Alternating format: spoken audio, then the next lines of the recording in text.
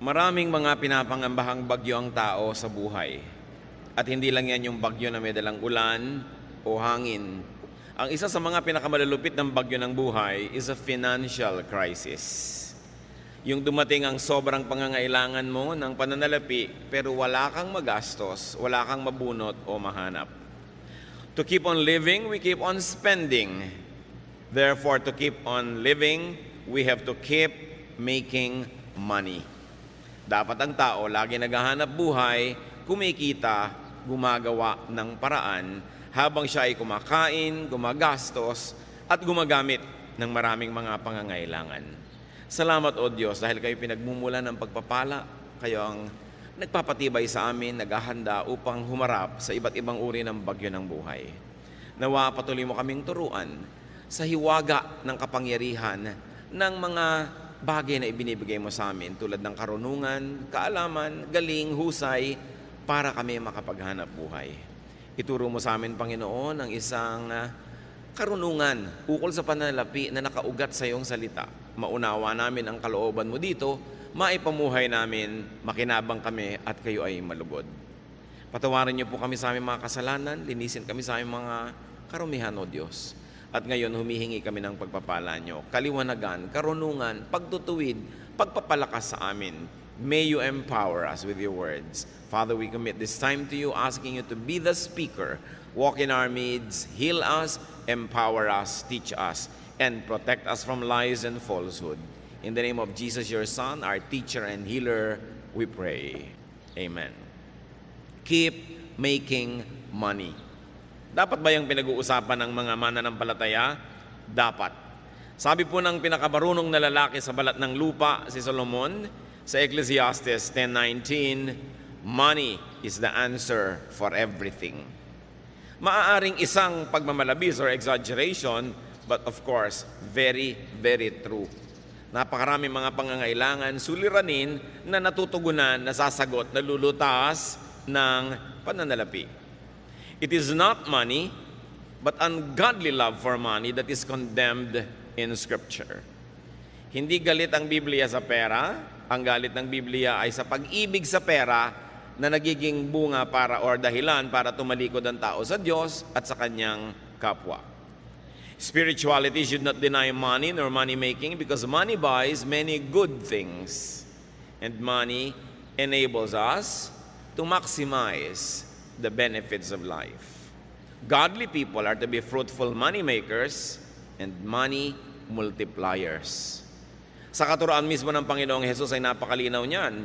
Nung meron siyang pinagkatiwalaan ng mga puhunan, binigyan niya ng iba-ibang dami ng puhunan at yung nakapagpatubo at nakapagparami sa puhunan ay kanyang kinalugdan at yung mga walang nagawa at hindi nakapagparami sa ibinigay, binawian pa niya.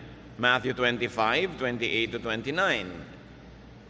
Sabi ng Panginoon, take the talent from him, from that who did not make it more, and give it to the one who has 10 talents. For everyone who has will be given more, and he will have an abundance. Whoever does not have, even what he has will be taken from him. Mula mismo sa bibig ng Panginoon, yun daw meron na dadagdagan pa at yung wala, babawian pa ng konting-konting nasa kanya na nga kung hindi niya pinaparami, kung hindi niya sinisinop. What is the profile of a good money maker? Ano po ba ang mga katangian ng isang makadiyos na nagpaparami ng pagpapalang ibinibigay sa kanya at ipinagkakatiwala ng Diyos? Mostly, we will get this wisdom from Proverbs 31. A good money maker works with her own hands. Dito ay dinidescribe yung isang babaeng uliran. Proverbs 31:13, with her own hands, she gladly makes clothes. Idiniin dito, her own hands. Ang isang tao nga asenso at dadami ang pagpapala, siya mismo gumagawa, siya mismo nagtatrabaho, hindi niya iniaasa sa iba ang kaya niyang gawin, lalo yung area na magaling siya sa paggawa. Verse 22, she does her own sewing, and everything she wears is beautiful. So, a good money maker produces what she needs. Kung anong kailangan niya, ginagawa niya. Her produce and outfit is beautiful. Hindi lang basta ginagawa, maganda ang trabaho. Why? Beauty attracts money. Beauty attracts customers. Beauty attracts supporters and lenders and investors. Dapat maganda ang trabaho ng tao. Tinatanggal ng Kristiyano sa kanyang bokabularyo yung pwede na yan. Dapat husayan yan. Yan ang ating mga pangangatwiran. Of course, merong mga tao na minamasama nila, no? Yung maganda o yung maluho, kahit pa nga ito ay pinagmulan nito ay pagsisikap. Pero nakikita natin na ikinalulugod ng Panginoon ang pagiging mabunga. This woman, who is the ideal person to make money, produces surplus goods to sell. Hindi lang siya lumilikha ng para sa kanyang kapangangailangan, sobra pa doon ang ginagawa niya para meron siyang pangalakal, maibenta. Proverbs 31:24, she makes clothes to sell to the shop owners. Gumagawa siya ng sariling damit, gumagawa siya ng sobra para maitinda. She makes and produces beyond what she needs. Nakikita po natin yung prinsipyo ng maluwag na buhay. Ikaw ay nagtatrabaho, lumilikha ka ng kailangan mo, at lampas pa sa kailangan mo para meron ka pang maitinda. She invests, she plants. Yung ideal and godly money maker. Proverbs 31:16, she knows how to buy land and how to plant a vineyard. Marunong siyang mag-isip, marunong siyang mamuhunan, bumili ng lupa para tamnan. Hindi lang bumibili ng lupa para sa luho o para sa pagpapasarap lang o bakasyonan lang, para tamnan. In other words, pati ang pagbili niya ng lupa, pamumuhunan pa rin. Kasi pagkakakitaan pa rin niya yung lupa na yon. Hindi puro consumption ng iniisip, production ang laman ng isip ng isang taong luluwag, aasenso sa buhay. Proverbs 31:18, she knows when to buy or sell. Magaling siya sa timing. Itong lady of Proverbs 31, dapat yata nasa stock market, ano? She knows when to buy and when to sell. Pinapakiramdaman niya ang panahon, binabasa niya ang takbo ng mga pangyayari sa kanyang paligid. Alam niya kung anong dapat binibili sa ganitong oras at kung kailan naman ito ibebenta para siya ay may kita. A good money maker trades, nangangalakal, nagnenegosyo, and therefore brings home the goods. Proverbs 31:14, she is like a sailing ship that brings food from across the sea. Kamangha-mangha na ang ginawang example dito sa Proverbs 31, ang napakahusay na negosyante ay in the person of a woman. Samantalang male-dominated yung society noon. Nakikita nyo rin ang attitude ng maraming Bible writers and prophets about women. That women, just like the men, are to be productive and must be allowed to be productive. So, pagka inuuwi niya ang mga kung ano-anong mga bagay-bagay na para siyang isang barkong na tumawid dagat at nangalakal, syempre ang uwi niya the best. Iba-ibang variety, the best of every land, the best of every culture, na-enjoy niya kasi marunong siyang maghanap buhay. She works hard. Ito ang luluwag sa buhay, marunong magsikap. Proverbs 31:17, and she always works hard. In verse 18, she stays busy until late at night. Verse 27, she is never lazy. Nakita niyo po ang pinagkakaubusan ng panahon ng babaeng ito, pagsisikap, pagtatrabaho, kahit gabi na. Nangangalakal siya sa araw, lumalabas ng bahay, nagtitinda, nangungulekta ng kanyang mga tubo. At sa gabi, pagdating niya sa bahay, may ginagawa pa siya. Nananahi, nagsusulse, gumagawa ng mga maititinda, hindi siya tamad. Marami mga tao nagtataka at nagrereklamong mahirap sila, ay ubod naman ng tamad. Batugan with a capital B. Pagkatapos nagtataka kung bakit siya mahirap. Kung bakit pag may sakit siya, wala siyang pambili ng gamot. Kung bakit pag gusto niya magpakamatay, nilason ay hindi niya mabili. Wala naman siyang ginagawa sa buhay niya. Nagtataka pa siya. So nakikita po natin ng ideal person na ito ay merong sobra na production. Hindi yung sa kanya lang, kulang pa. Ang tao habang nabubuhay, liban na lang sobrang tanda na, o sobrang bata pa, o sobrang mahina dahil sa kasakitan, ang tao dapat naghahanap buhay, kinikita ang kinakain niya. Hindi yung wala ka namang kinikita, nag-electric fan ka pa matulog. Hayaan mo nang pawisan ka. Di ba? Yung damit ka ng damit, gastos ng gastos, ang ginagastos ng damit, tubig sa paglalaban ng damit mo, kuryente sa pamamalansya, tapos pakalat-kalat ka lang naman, wala ka namang ginagawa, hindi bali ng lukot ang suot mo. Lumalaki lang ang gasto sa buhay. Ang kinakabit ng mga wax sa buhok ay kutakot-takot, pahingi pa ng hingi ng pang-load, ang gusto pang cellphone, yung may folding bed sa loob, wala namang kita. Puro yabang. Yung mga ganon, ang mga nagugutom, o kaya yung mga ganon, ang sobrang kawawa, ang mga kamag-anak na kumikita dahil nakadagan, nakasipsip, no, ng dugo ng kapwa. Dapat, pinapayagan natin, tinutulungan at pinapalakas ang loob ng mga naghahanap buhay talaga. Paano ginagawa yon? Huwag istorbohin. Merong mga kamag-anak, may kaisa-isang nagtatrabahong anak, may sakit yung isa, yung pang may trabaho ang pa-absent din para mag-alaga. Ito na nga lang ang kumikita, ang daming mga walang ginagawang kamag-anak, yung kumikita pa ang inaabala. May mga babaeng walang ginawa kundi mag-text sa asawa at pauwi ng pauwi, nagtatrabaho yung asawa. Nananabik lang pala na may mga kasama. No? Libangin mo ang sarili mo, makipag-usap ka sa anino mo, makipag-chess ka sa anino mo, huwag mong istorbohin yung nagtatrabaho. Diba? Huwag lagi na lamang na pagka mayroong kinikita, pitasan ng pitasan at hingan ng hingan. Yan ang dahilan. Kaya marami po sa ating mga kababayan na wala ng gana na magnegosyo, mag-agrikultura, magmumuhunan, maghanap buhay sa dami ng nangingikil, sa dami ng humihingi, tinatamad na tuloy yung iba magtrabaho. Subukan nyo sa mga malalayong kanayunan, magtayo kayo ng negosyo, ang daming sumisingil ng buwis nyo at hindi lang yung gobyerno. Maraming gusto humingi. Subukan mo magbiyahe ng mga gulay, ang daming humaharang sa 100. Pag carnapper ka, walang humaharang. No? So napakaraming pabigat at pahirap sa mga gustong maghanap buhay. And many of our countrymen get demotivated na maging productive sila sa buhay. Parang sa mga kamag-anak din, nakakatakot umasenso dahil sa dami ng kakapit sa'yo, lulubog na kayong lahat. Napakahirap magpakita ng konting kaluwagan kasi marami agad mangungutang. Ang trabaho tuloy ng iba, kahit meron, daing ng daing. Kunwari, maparaming problema sa takot. Nahingan sila ng mga walang hanap buhay.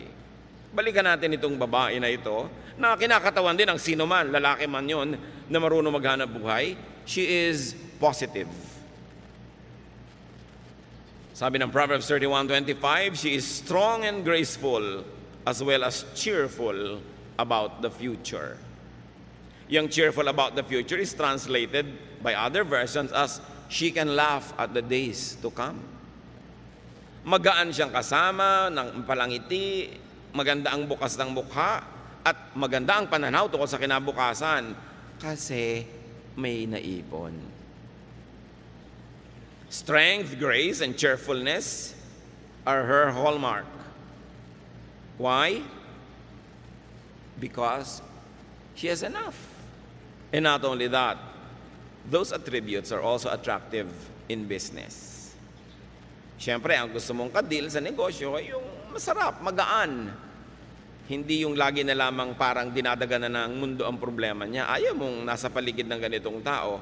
Hindi ko alam kung ba't may mga tao ang hilig-hilig dumaing. Samantalang ayaw mo naman siyempre sa taong paladaing, iniiwasan tuloy sila ng mga tao, lalo silang nawawalan. Definitely, this wonderful woman was not a complainer. Hindi siya reklamadora. Proverbs 31:26, her words are sensible and her advice is thoughtful. If you're going to attract income, if you're going to attract business, if you're going to attract good things into your life, you must have good sense, intelligence, and sound advice comes from you. Kasi magandang dagdag yun sa pagkatao. Sino ka ba naman para iwasan ng isang kanegosyo, kasosyo, o kaya binibilhan mo o binebentahan mo na bukod sa maganda ang produkto, maganda pa ang pagkatao at magaan kasama, masarap makita. Kaya lalong nilalapitan ng grasya. A sensible and a good moneymaker gives to people. Hindi niya sinosolo ang pagpapala, she gives to people. Tulad ng nakita natin sa Proverbs 31:20. She helps the poor and the needy. Palabigay. Nag-aalala at nag-iisip sa mga kapuspalad. She gives to the needy and the poor. Sabi ng Proverbs 19:17, he who is kind to the poor lends to the Lord, and He will reward him for what he has done. Ang matulungin, maawain sa mga dukha, sa mga maralita at mga nagigipit ay para daw nagpapautang sa Diyos. Papayagan kaya ng Diyos na may utang siya sa inyo na matagal? Siyempre, babayaran kayo agad ng Diyos at sobra pa, alangan namang siya pang may utang na loob sa inyo. So, pag nagbibigay ka sa mga kapuspalad, daig mo pa ang nagpapautang sa Diyos. Ibabalik niya agad. At kung hindi mo man maramdamang ibinalik, isipin mo na lang, saan mo namang kinuha yung luwag mo doon sa mahirap? Hindi ba sa Diyos din ang galing? Nauna na, baka na-advance. Yung mga iba nagsasabi, ba't gumagawa ako ng mabuti, wala pang ibinabalik ang Diyos? Baka naman na-advance na sa'yo. Naghahantay ka pa ng iba, nauna na palang ibigay sa'yo. Along with hard work, this is the best insurance against poverty. To be a good giver. Kasi ipinapangako naman sa Biblia, lahat ng tanim may ani. Kung hindi man sa exact person na tinulungan mo yung ani, may ani yun sa iba.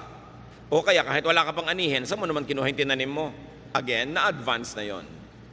A godly moneymaker is a good giver. You make a lot of money not only for yourself, but so that you will have much to give away. Very, very godly purpose. Also, she gives to or pays the deserving. Lagi tayong nag-iisip to give to the needy. Nakakalimutan natin to give to the deserving, or at least to pay the deserving. And this woman pays her production partners. Hindi lang sa needy. Marunong siyang magbayad sa trabahador. Marunong siyang magbigay ng parte sa kanyang mga investors. Hindi niya sinosolo ang kita. May mga tao, nabibigyan ng Diyos ng pagkakataon na kumita, pero sinosolo. Kanila lang, nababawian tuloy. Meron naman, hindi marunong tumanaw ng utang na loob, hindi malang magsukli doon sa mga tumulong sa kanila, nagbukas sa mga pinto, nagbigay ng pagkakataon o namuhunan, tumatalikod, nababawian. Ang pinakauna natin dapat na inaasikasong bigyan, yung mga kasama natin sa hanap buhay. Kung kayo ay namumuhunan, edi yung mga trabahador nyo, mga tauhan. Deuteronomy 24:15, tungkol sa pagbabayad ng trabaho, pay him his wages each day before sunset, because he is poor, and he is counting on it. Otherwise, he may cry to the Lord against you, and you will be guilty of sin. Pag pinagtrabahuhan na, bayaran na. Lalo at arawan yung manggagawa o lingguhan, huwag nang pinapatagal pa. Nakita nyo ang kawawang si Sisa sa Noli Me Tangere? Nagpuyat para manahe, nung kanyang i-deliver, hindi nagbayad ang donya, saka na lang daw, dahil ayaw niyang bumangon mula sa silyon. Samantalang napagtrabahuhan na ng tao. Galit ang Diyos sa mga namumuhunan na hindi nagbabayad agad sa kanyang mga trabahador. James 5:4, look, the wages you failed to pay the workmen who mowed your fields are crying out against you. The cries of the harvesters have reached the ears of the Lord Almighty. Ganoon, ang mga daing ng mga kapuspalad na nagtrabaho na hindi pa binabayaran, nakararating sa langit at sila ibinabawi ng Diyos. Ang mahusay maghanap buhay, mahusay magbayad ng kanyang mga trabahador. Mahusay din siyang magbigay ng parte sa kanyang mga investors. Mahusay siyang magbigay ng produkto sa kanyang mga customer. Lahat nakikinabang pag sa kanya nakikipangalakal. Kaya binabalik-balikan siya, kinakawilihan, lalong yumayaman. Hindi yung mga one-shot deal lang na nang dedenggoy ng kapwa, iniisahan nila yung kapwa, tuwang-tuwa sila, pero wala nang babalik. At siyempre kakalat yung balita, at kung hindi man, wala bang Diyos na nakatunghay sa lahat ng ating transaksyon? Ang mahusay maghanap buhay, lalo't namumuhunan, lets her workers rest. Pinagpapahingan niya ang kanyang mga manggagawa. Hindi lang ito para mga makina. Exodus 20 verse 10, on the seventh day you shall not do any work, nor your manservant or your maidservant. Ito lang ang commandment na talaga namang napaka-thoughtful sa mga manggagawa. Pinagbabawalan yung mga among magtrabaho pagka araw ng pangiling. Bakit? Siguradong pag nagtrabaho sila, madadamay ang mga tauhan nila lahat. Alam nga naman nagpapahinga yung tauhan. Tapos yung boss nagtatrabaho. So pinagbawalan ng mga boss magtrabaho at idiniin at nilinaw. Pati ang inyong mga katulong, mga kasamahan, manggagawa, huwag nyo silang pagagawin. Ibig sabihin, bibigyan sila ng 1 day of rest in 7 days of work. So 6 days of work must be broken by a 7th day of rest. It's a command with the working class in mind. Napakabait ng Diyos.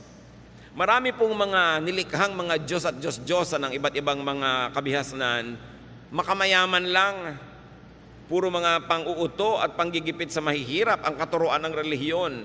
Pero itong Diyos na ito na gumawa ng Ten Commandments, mahal niya ang mga manggagawa. Tiniyak niya na kasama sa pinakamataas niyang mga kautusan ang pahinga ng mga manggagawa. So kung may mga masisipag tayong mga money makers, mga kapatid, lalo't kamag-anak nyo ito, kaibigan, huwag dalain. Huwag naman nating dadalain ang palabigay kung kayo yung manggagawa, binibigyan kayo ng pahinga, kinabukasan, absent pa. Abuso na yon. Huwag nating aabusuhin yung mapagbigay. Binigyan ka na, sabi nga ng matatanda, na ilubog ang kamao, ilulubog hanggang siko. Aabusuhin ang mapagbigay. Pagsasamantalahan naman ng mabait, ang nangyayari tuloy yung mga may mabubuting puso na dadala, tumitigas na rin ang puso. Yung mga iba na kapwa natin mahirap, nagrereklamo, yung daw mayayaman, mga mata pobre. Paano? Defensive na yung iba. Pag sobra silang bait at palangite, wala nang ginawa ang mga tao kundi bumali, o umutang, o humingi, o dumaing. Kaya tuloy kahit mabait, nagtitigas-tigasan ng loob sa takot na mapagsamantalahan ng kapwa. Kung tayo lang sana ay hindi mapangabuso, we will encourage each other to be more open, to be kinder, to be nicer. But people are sometimes obligated to be defensive. Gustong magpahiram sa'yo, pero ilang beses mo nang sinuba. So paano magpapahiram pang muli? Hinihigpitan tuloy ang kanyang dati ay kaluwagan. A good money maker gives to God. Nagbibigay siya sa kapwa-tao, lalo sa mga kasama sa trabaho, at marunong siya magbigay sa Diyos. Malakay 3:10-12, I am the Lord, all-powerful, and I challenge you to put me to the test. Bring the entire 10% into the storehouse, so there will be food in my house. Then I will open the windows of heaven and flood you with blessing after blessing. I will also stop locusts from destroying your crops and keeping your vineyards from producing. Everyone of every nation will talk about how I have blessed you.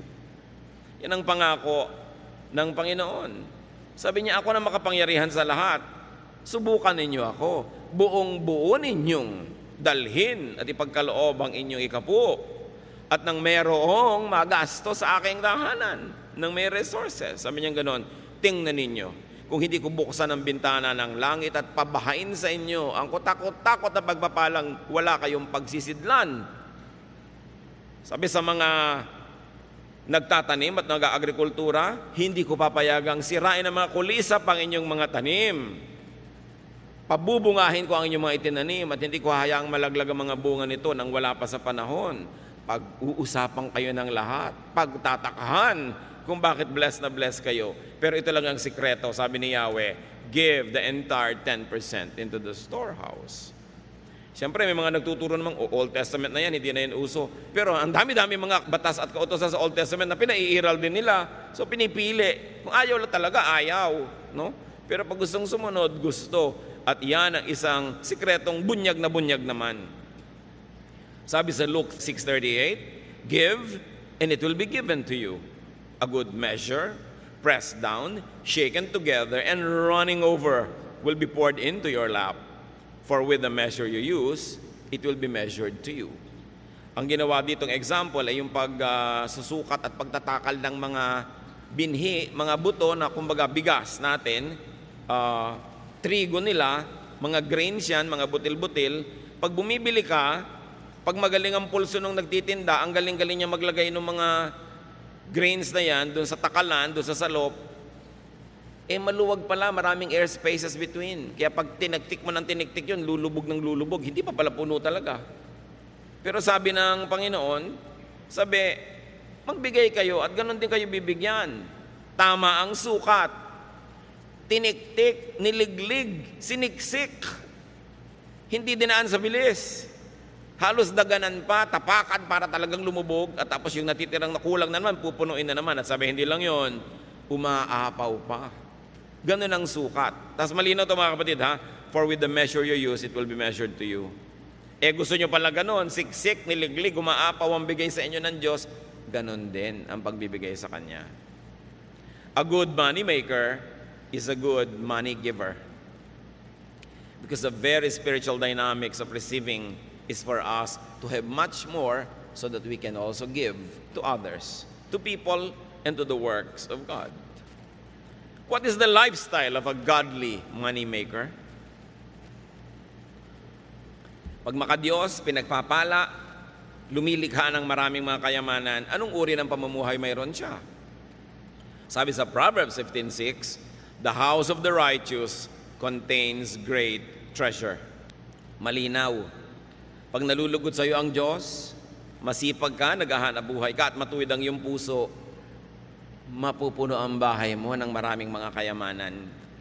Magagandang mga bagay na minamasama naman ng mga hindi kumikita.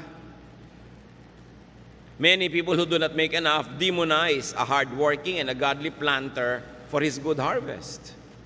May mga Kristiyanong na-offend pag may mayayamang mga Kristiyano na nagbabakasyon ng first class, sumasakay ng first class, gumagastos ng first class. Sinabi na nga, kung righteous ka at marunong ka maghanap buhay, your house will contain great treasure. Hindi dapat yan ika-offend ng mga walang-wala. Madalas yung offense yun, inggit no? Huwag natin na sina-sour grape. Yung parang isa kang bear, meron kang pinipitas na grape, hindi mo maabot, at dahil hindi mo maabot-abot, sabi mo, maasim naman yan, wag na lang. Yung pinagmula nung kasabihan na sour grape. So yung mga hindi yung mayaman, pinapasama nila yung kayamanan. Masama yung mayaman, ayoko maging mayaman. Tapos saan kaya makautang dito? Ang dami ko nakikitang Kristiyanong ganyan ang aarte, parang ayaw yumaman, ayaw ng pera. Wala namang ginawa kundi magdilihensya. No? Yung huwag tayo mag-inarte. Gusto natin ng kayamanan. Ngayon, kung ayaw nyo maging masama, edi ipamigay nyo. O kaya huwag nyong kitain sa masama. Pero mabuting maraming kinikita, ayaw mo manggastahin, may ipamimigay ka. Nakakasama ng loob yung may lumalapit sa'yo, nangangailangan, wala ka malang mayabot. So make a lot of money. What is the lifestyle of a godly money maker? She is comfortable, secure, and cheerful. Proverbs 31:21, her family has warm clothing, and she doesn't worry when it snows. Pag dumadating yung taglamig, lalo doon sa Israel na may yelo, may snow sa ibang bahagi, siyempre walang inimpok, ninenervyos. Wala kang pagkain sa bahay, tas may bagyo. Sasabi, babagyo, 3 araw, 5 araw, wala kang bigas, nakakanervyos talaga yun. Diba? Pero sabi, itong kinalulugdan, masipag, matyaga, mahusay ang mga style, wala siyang pinapangamba ano man yung weather. Ngayon, bago tayo malito mga kapatid, may mga makadiyos, masipag, wala pa rin pera. No? Dapat nating isipin kung bakit. Bakit? Kung makadiyos ako, masipag ako, bakit wala pa rin ako? Kasi kadalasan yung pinagsisipagan natin, kahit 1,000 taong ka magtrabaho doon, hindi ka naman talaga aasenso dahil sobrang liit ng kita doon. So you don't only work hard, you have to work smart. Titingnan mo, ito bang nakalagyan ko na ito na trabaho or profesyon, maahahango ako sa buhay kung masipag ako? Kung wala kayong nakikitang pag-asa, dead end yun, dapat lumipat kayo na ibang magagawa sa buhay, be more creative, create more, kasi maraming Pilipino masipag talaga. Pero yung pinagsisipagan nila parang dead end. Parang wala namang makikita kang asenso dun sa lugar na yun, maliban na lang, maging creative sila, and reinvent the profession or reinvent their style to make more money. Proverbs 31:25, this godly businesswoman, she is cheerful about the future. Yun yung pinag-usapan natin, she can laugh at the days to come. Sino ba ang pwedeng tumingin sa kinabukasan na may kasamang ngiti? E di yung may ipon. Lalo naman yung may ipon na patuloy pa rin kumikita. At ito ang challenge sa ating OFW phenomenon. Maraming kumikita, mababasa nyo sa dyaryo, buwan-buwan, bilyon na dolyar ang pumapasok sa Pilipinas. Pero marami naman sa ating mga OFW, matanggal sa trabaho o umuwi. After 6 months, gutom na naman. Paano marami doon sa pamilya, walang inatupag kundi gumasta. To consume and consume and consume. Remember this Proverbs 31 lady? She buys a piece of land to use it in agriculture. Para may kitain. Hindi yung bibili ka agad ng kotse. Pag may kotse ka, puro gasolina yan. Anong kita mo dyan? Puro gastos. Pag bumili ka agad ng bahay, edi gastos din yon. Lalo't inutang mo pa. Hindi isipin, paano kaya tayo mamumuhunan para tayo kumita, para kung umuwi na si OFW, patuloy pa rin tayo yung kikita, hindi yung nakaasa tayo ng nakaasa sa sweldo, agad na agad, hindi pa nga kinikita, nauutang na, dahil walang ginawa ang pamilya, kundi mag-consume, consume, consume. We must produce. Lagi ko na lang sinasabi yung proverbial kawali and kalan. Bumili ka lang ng isang kawali at isang kalan na debomba. Bumili ka ng isang piling na saba, lagyan mo ng konting asukal, iprito mo, banana Q. Yung kanina ay 50 pesos mo, magiging 75 o 100 pesos. Eh hindi ang iniisip ni Mrs. yung bumili ng kawaling 500,000 ng isang set. Yung pwede mo nang tirhan sa mahal. No? Kasi yung isang kumare niya, mas maganda rin yung kaldero doon. Wala ka namang mailuto. At napakarami ko nang nakitang ganyang kaldero na biglang nasa sanla pagkatapos. Ano? Dahil hindi naman masustain. Bibili ka ng ganun, sustainable ba? Kaya mo bang isustain na yan o hindi? Dapat ang iniisip nyo, ako may pera ako, ano kayang pagkakitaan? Taga Quezon ako, ang daming nyug dito. Sinusunog lang nila yung mga bao-bao, tapos itinatapon. Ba't di ko bilhin yung uling? Dalhin sa Lucena o sa Santa Cruz at ibagsak sa mga tindahan doon at maging uling queen ako dito. Or uling king. Ang dapat nyo laging iniisip mga kapatid, paano kaya tayo magkakapera? No? Hindi yung sino kaya mautangan dito? Baligtad ang mga pinag-iisip ng ano kaya ang mabili? Hindi yung ano kaya ang ma-produce? Nakita nyo yung babae, nananahipan ng mga bagay-bagay sa kanyang bahay, gumagawa pa ng mga belt, mga buckles, itinitinda. Eh siya na nga yung mayaman. Maraming mga OFW, pag pupunta sila doon sa Middle East, may galing ng mga kung ano-anong goods galing dito, ititinda doon. Pag uwi dito, may tinda-tinda. Marurunong. Naiinis naman yung iba, mukhang pera yan. Lahat na lang business. Dapat. Pupunta kayo sa isang probinsya, magbabakasyon kayo doon, ba't hindi kayo mamakyaw ng kung ano-anong mga goods dito? Ibenta nyo doon para yung pamasahin nyo man lang, mabawi nyo. Ang dami-dami po sa ating mga probinsya, mga kapatid, nabubulok ng mga prutas, nalalaglag ng mga santol, mga duhat, nalalaglag ng mga dalandan. Kung ano-anong naglalaglagan, wala man lang kumukolekta. Samantalang sa Maynila at sa iba pa mga cities, ang mahal-mahal. Hindi lang kasi nagtutugma yung production at saka yung consumption ng mga tao. It's about distribution. It's about attitude. Kailangan ng mga tao palitan yung attitude. Kung nagsasawa ka na sa hirap, palitan mo ang paraan ng pag-iisip. Kasi kadalasan yung paraan ng pag-iisip at pamumuhay natin ang nagpapahirap sa atin. Kasi marami naman tayong kapwa mahirap at umasenso na iba ang pag-iisip nila. Nag-iba ang pamamaraan. Hindi magic yon. May formula yan. Nag-iisip ka lagi ng hanap buhay and you are willing to break your back to earn your days of pleasure. Challenge yan sa ating OFWs. Kumikita, nagkakaroon ng pagkakataon, dapat ang pamilya hindi puro gastos. Kung hindi man kayo makasave, mag-invest kayo kahit paano. Because a job contract abroad is not forever. Meron niyang wakas. Sabi na Ecclesiastes 11:6, sow your seed in the morning, and at evening let not your hands be idle. For you do not know which will succeed, whether this or that, or whether both will do equally well. Sabi niya, magtanim ka sa umaga, at sa pagdating ng gabi, pag uwi mo, humanap ka pa ng magagawang pagkakakitaan. Bakit? Hindi naman common na kapag tanim ka, tutubo yun at bubunga. Kung abutan ng bagyo, ng salot, ng peste, o nakaani ka ng marami, pero ang dami ding umani ng marami, bagsak tuloy ang presyo. Sabi, hindi ko man nagtanim ka na, aasahan mo na yon, gumawa ka pa ng iba. So nakita nyo ang pinag-uusapan dito, agriculture and commerce. Agriculture and trading or production. Ang dami nating kababayan, ang sisipag, mga magsasaka talaga, pero ba't hindi naaahon sa hirap? Kasi yun lang sakang inaasahan. Pagkatanim, lasigan na ng lasigan hanggang anihan. Chismisan ng chismisan hanggang anihan. Kung may dumating na bagyo, nasalanta ang goods mo, edi nakatunganga ka. Yun po mga ifugaw.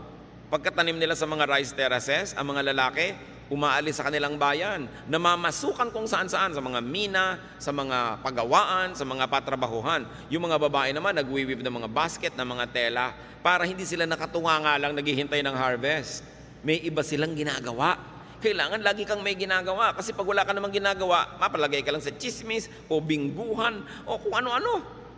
Kailangan ng tao may ginagawa. Work day and night. Now don't be too literal. Work whenever there is an opportunity to make money. And then diversify.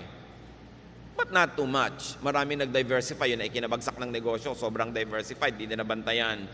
But there is one rule. Don't put all of your eggs in one basket. Ang dami-dami yung itlog, nasa isang basket lang. Kung natapakan ng elepante, hindi durog lahat. Dapat iwahiwalay. So hindi lang kayo umaasa sa isang trabahador na manggagawa, tapos lahat kayo nakatunganga. That's putting all of your eggs in one basket. Hindi lang nyo ilalagay sa isang bangko yung pera nyo kung marami. Malay nyo yung bangko bigla nagsara o nag-bank run, paano kayo? Dapat nakakalat ng konti, kaya lang huwag sobrang kalat. Now, when we say money, brothers and sisters, it's not always just pera. Money could be any currency. Anything that you could exchange for money, goods, or services. Money could be anything that you could give to people in exchange for what they give you or to purchase what you need from them. In other words, pera dito pinag-uusapan yung salapi o kaya service. Kung minsan wala kang perang pambili ng gusto mo, pero may dalawa kang kamay, may paa ka, may katawan ka, pwede mong kitain yung gusto mo sa pamamagitan ng paglilingkod. Gusto mong kumain tapos mamalimos ka, bakit hindi ka tumanggap ng labada? Bakit hindi ka kumatok sa bahay-bahay? Meron po ba kayong papalabhan? Meron po ba kayong kotseng pahuhugasan? Meron ba kayong ipalilinis na garahe? Diba? Meron ba kayong mga tulya at talabang gusto yung tanggalan ko ng putik? Maglingkod kayo, huwag kayong manghingi. Ang nanghihingi lang yung sobrang matanda, sobrang bata o may sakit. Pag nagtatrabaho ka, you earn your keep. So work. Marami pa po mga kapatid, yung nagbibigay ng magandang payo o guidance, trabaho yun. Kayo naman nagpa-counsel, huwag kayong magmaang-maangan, magregalo naman kayo sa counselor. No? Pag bumupunta nga kayo sa psychiatrist, ang mahal-mahal ng bayad nyo. Pagka mga pastor yung nagka-counsel, TY. No? Samantalang binuntunan mo na kung takot-takot na problema, hiningahan, nagpadalangin ka pa, nag-fasting pa para sa iyong tao. Samantalang ni isa man lang chiko, wala kang dala. Kayo nga nagpapa-counsel, huwag kayong dumadating ng wala ni bit-bit ni ano. Di ba dahil kuminsan yung counselor nyo, sumasama na rin ang loob dahil iniisip niya, hindi man lang ako naaalala, hindi man lang ako naiisip, parang baliwala ang ginagawa ko. Kailangan thoughtful kayo. Yung mga tao nagbibigay sa inyo ng inspiration, encouragement, even entertainment or companionship, dapat may sukli. So kung halimbawa, wala talaga kayong kapera-pera, meron naman kayong may kayang kamag-anak, sabihin nyo, gusto mo ba samahan kita sa mga biyahe mo para hindi ka nag-iisa, hindi ka naiinip, may taga-abot sa iyo ng kortal pag masakit ang ulo mo. So, merong kapalit, hindi ka lang hingi ng hingi. Maraming tao po gumagawa sa atin ng mabuti, lagi tayong ipinapanalangin. Currency yun, dapat suklian nyo rin sila. Papray ka ng papray, tas wala ka malang binibigay ni ano. Diba? Pag-pray nyo ko, lahat na lang ng problema mo, itatambak mo, ite-text mo, i-email mo. Tas wala ka man lang maibigay ni Guyabano. Kailangan marunong ka kasi laging exchange ang buhay. Marami po sa atin nagdarahop kasi hindi tayo marunong magbayad. Kuha lang tayo ng kuha. Ayaw ng Diyos doon eh. Gusto niya laging marunong tayo magpalit. Kaya kung minsan sa atin, nagtataka tayo, ano kaya ang dahilan ba't ang hirap ko? Baka kasi lahat din ng taong nadadapuan mo, pinaghihirap mo. Kaya bumabalik sa iyo yan. Hindi ka blessing sa mga tao. Kahit wala kang kapera-pera, may magagawa ka para sa isang tao. Nung pupunta po ako sa bahay nyo, sa shining ko lahat ng sapatos nyo dahil puro yata mga gasgas na yung mga sapatos nyo. O di may blessing kang nagawa sa tao. Hindi yung hihingi ka lang. Kahit kamag-anak mo, kahit kuya mo, kahit bayaw mo, nanay mo, tatay mo, meron ka dapat ipalit. Lagi. Hindi mo siya binibili. Gusto ng Diyos, nagpapalit tayo. Nagsusukli. Para kinakatuwaan ka at pag natuwa sa'yo, bukas, maaalala ka na naman niya. Hindi pag nakikita ka na allergic yung tao, pinapantal. No? Dahil daig mo pa talaga ang allergy. Pag dumadapo ka sa tao, nahihirapan siya. You can never run out of money or currency or barter goods. Magaling ka magluto. Bakit hindi ka mag-offer? Ipagluluto mo yung isang ginang na laging busy. O lulutuin mo sa bahay mo, de-deliver mo na lang sa bahay niya. Tapos, ang bayad sa'yo, o 1/4 ng niluto mo, di libre na yung pagkain yung pamilya. Hindi lagi kang nakatunganga. Ang daming nakatunganga sa bayan na ito. Kaya nagtataka pa na bakit mahirap yung bayan. Ang dami talaga nakatunganga. Hindi ka mawawalan, kapatid, ng pambayad o panukli o pambigay kung willing ka lang. Lagi tayong merong pwedeng ipalit. And remember, you could never be fruitless or useless, unemployed or idle if only you would decide to always make money. And that money is pera or services. Anything na pwede nating ipambayad para makuha natin yung gusto natin, it's considered money. Ngayon, nasa katanghalian, tapat kayo na inyong buhay, malakas ang kita nyo, take advantage of your best season. Para mga artista, may panahon na sikat, hot na hot property talaga, kita dito, kita doon. Pag hindi nag-ipon, pag hindi nag-invest, kawawa naman pag lumalaos na. Dumadating yung tanghaling tapat ng buhay natin. Dumadating din yung 1:00, 2:00, 3:00 ng hapon, 5:00, 5:45, marapit na mag-orasyon. No? Dumadating yan. Dapat handa ka dyan. Dahil hindi naman surprise. Dahil darating talaga yan. So earn the most, invest the most, save the most. Sabi sa Proverbs, look at the ant. Yun daw langgam. Marunong magtrabaho. Pag panahon ng tag-ani at tag-araw, kolekta ng lahat ng maiuwi. Kasi darating ang tag-ulan na hindi na niya magagawa yon. So always ask yourself, ano ba ang mapagkakakitaan dito? Dapat gawin natin yun na pananaw. Maglaro kayo ng sungka. Sa mga naglalaro pa ng sungka, hindi ba lagi dapat may sube? O ayan, magsusubi ka, tsuk, naglagay ka sa bahay mo. Hindi yung pwedeng ikot ka lang ng ikot, wala ka inilalagay dun sa bahay. O sube, ganun. Para meron kang naitatabi. Alam nyo, sabi na isang may doktorado sa anthropology, yung sungka daw ang sinaunang computer ng mga Pilipino. Talagang taga-compute. May nagsasabi pa na yung abacus daw ng China, apo lang ng sungkahan. At meron pang nagpapatotoo na only in the recent past, maraming mga tindera sa probinsya gumagamit ng sungka pang compute ng mga sukle at bayad. Ang mga sinaunang Pilipino po ay mga negosyante. Hindi sila katulad ng mga sinasabi ng ibang ngayon na mga tamad daw. Mga negosyante, mga importer and exporter. At very good ang credit standing. Alam natin yung napakarami mga sasakyang dagat galing China at galing sa ibang bansa na dumarating dito para makipangalakal sa ating mga ninuno. At ang ating counting system, very elaborate, ha? Sa bawat isang zero, meron tayo dinadagdag na salitang po, 10, 20, 30, di ba? Dagdagan nyo pa ng isang zero, 100, 100, 200, 300. Isa pang zero, 1,000. Dagdagan nyo pa na isa pang zero, 10,000 na yon, laksa. May salita tayo dyan, laksa. Ang Greek culture, ang Hebrew culture, ang maraming cultures hanggang 10,000 lang ang bilang. Pero sa Tagalog, meron tayong 100,000, yuta. Meron tayong 1,000,000, angaw.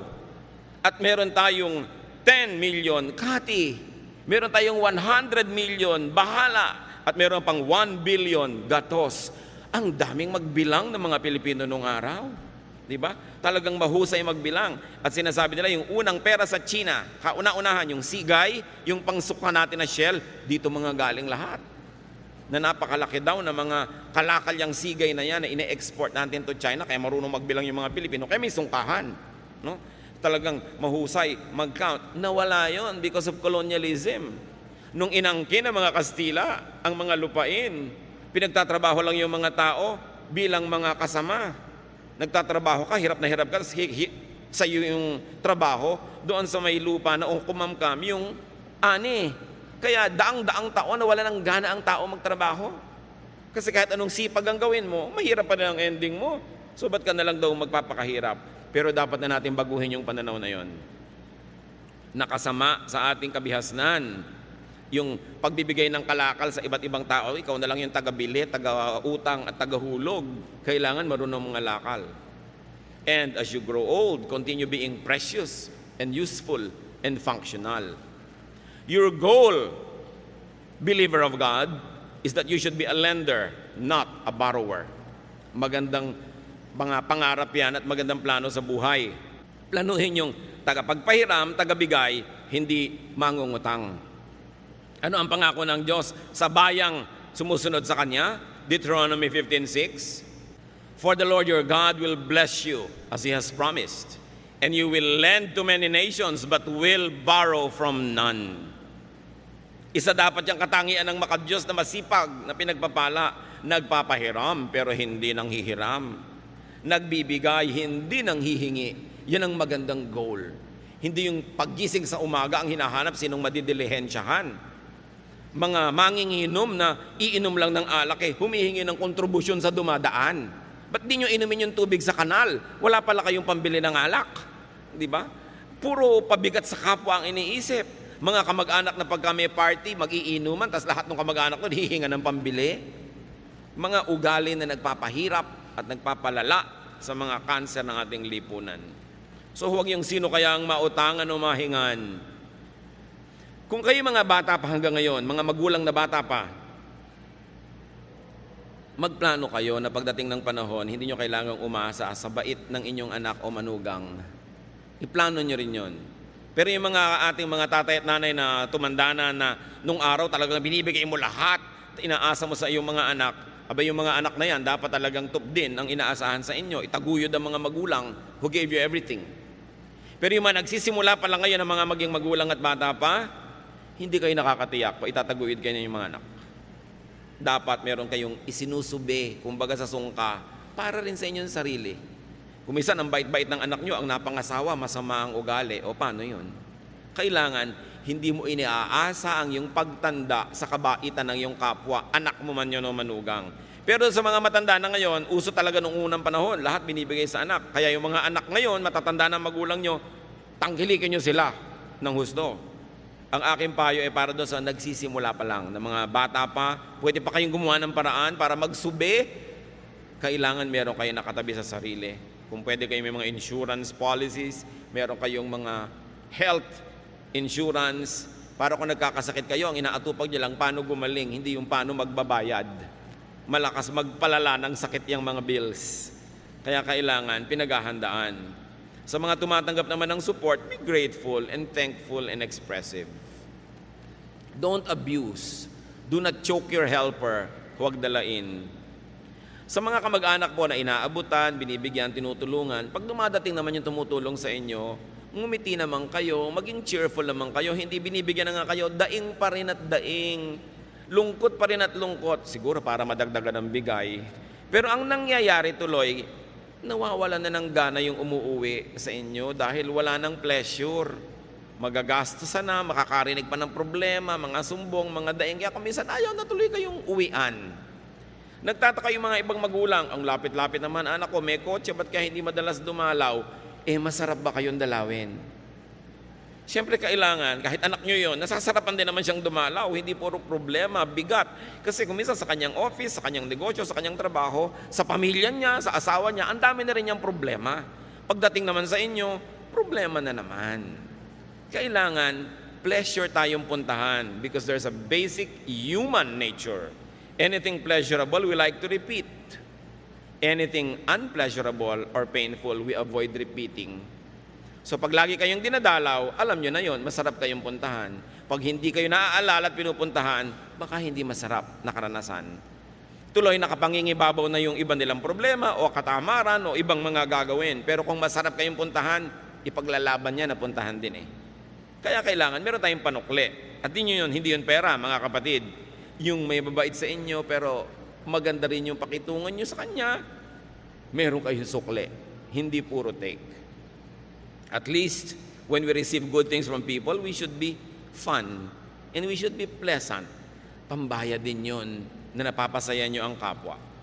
Now, very importantly, brothers and sisters, if you want to really be able to laugh at the days to come, put a little love away.